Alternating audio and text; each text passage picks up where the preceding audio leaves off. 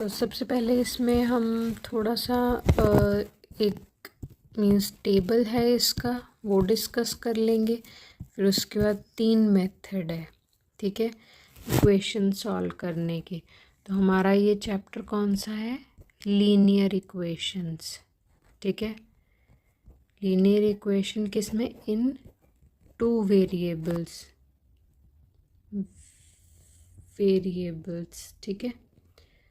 तो इसमें क्या होता है कि मीन्स 2 वेरिएबल x और y, मीन्स 2 वेरिएबल्स के बारे में हम पूरा इसमें डिस्कस करेंगे। तो इसमें क्या होता है, हमारे पास हमेशा 2 इक्वेशंस गिवन होती है, मीन्स उसमें वेरिएबल 2 होंगे x और y, ठीक है।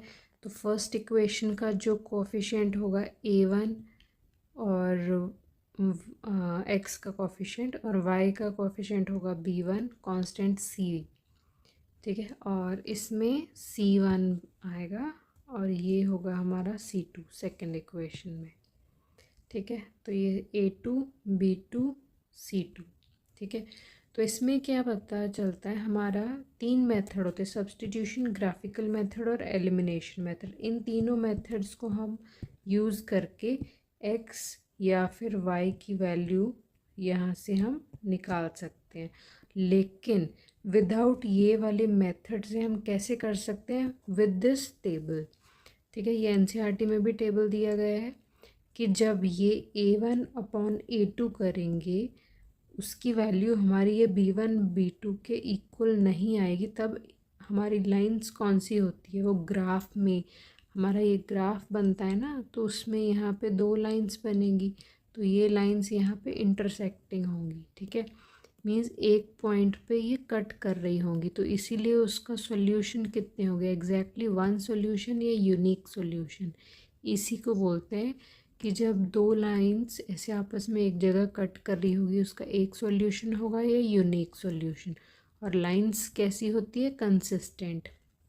तो मीन्स इस एक टेबल में 4 क्वेश्चन बन सकते हैं कि इस कंडीशन पे पहला ये बनेगा कि लाइंस इंटरसेक्टिंग है, ठीक है, सॉल्यूशन कितने होंगे, ठीक है, 1 सॉल्यूशन, यूनिक सॉल्यूशन, या फिर कौन सी लाइन से कंसिस्टेंट लाइंस दी है और इंटरसेक्टिंग लाइंस है, एग्जैक्टली 1 सॉल्यूशन है, तो ये a1/b2 उसमें नॉट इक्वल आएगा।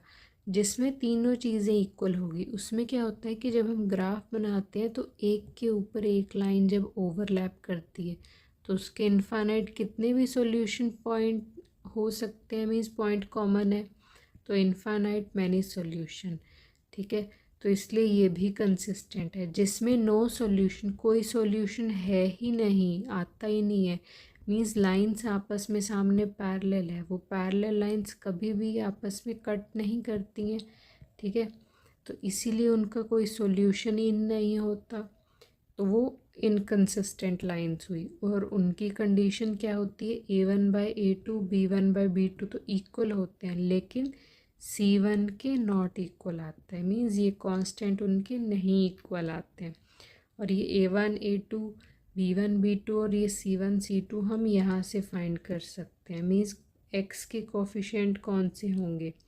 हमारे ये a वाले, और y के कोफिशिएंट b वाले, और कांस्टेंट हमारे क्या होंगे? c वाले, ठीक है।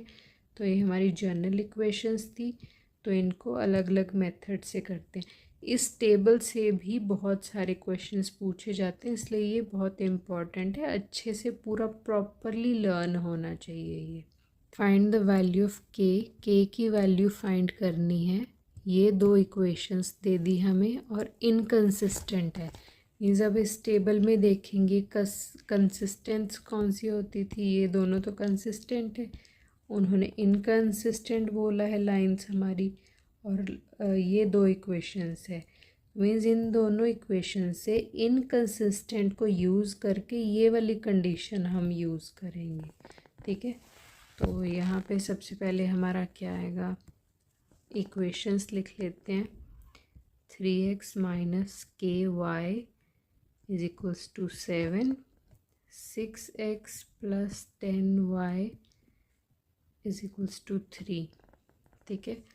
तो यहाँ से हमारा A1 क्या हो जाएगा 3, और पहले वो लिख लेते हैं कंडीशन, चाहे पहले ये भी लिख सकते हैं, उसमें कोई प्रॉब्लम नहीं है। मीन्स ये वाली कंडीशन लिख लेते हैं। तो इसमें आएगा हमारा ए फॉर इनकंसिस्टेंट लाइंस, ठीक है। ये वाली कंडीशन लिख ली कि इनकंसिस्टेंट लाइंस के लिए ये वाली हमारी कंडीशन होती है। अब हम इसमें वैल्यूज़ पुट करते हैं। हमारी A1 की वैल्यू क्या आएगी, ये 3 और A2 की 6, के ये हमारे B1 हो गया, ये हमारा B2, ये C1, ये C2, ठीक है। तो यहाँ पे हम इसकी वैल्यूज़ लिखते हैं। यहाँ पे आएगा 3/6 is equals to -k/10 is not equals to 7/3, ठीक है। मीन्स ये तो नॉट इक्वल होगा ही नहीं, तो हमें नॉट इक्वल तो निकालनी नहीं, हमें वैल्यू ही निकालनी है। तो हमारे पास यहाँ पे निकालना का क्या था, k की वैल्यू। तो उसके लिए हम इन दोनों को ही लिखते हैं। 3/6 इज इक्वल्स टू -k/10, तो ये हमारा 1/2 हो गया। 1/2 is equals to -k/10। Cross multiplication करते हैं हम, यहाँ पे हमारा क्या बनेगा, ये इधर जाएगा और ये इधर जाएगा। तो 10 is equals to -k into 2, तो 10/2, ये इधर ही रहने देते हैं चाहे, और ये हमारा माइनस भी इधर चला जाएगा इसके साथ, k अकेला यहाँ रह गया। तो ये हमारा हो जाएगा 5 -5 इज इक्वल्स टू k। तो ये हमारा क्या आ गया इसका आंसर। तो मीन्स हमारा इसमें ऑप्शंस भी दिए हैं, तो ये हमारा आंसर हो जाएगा इसका।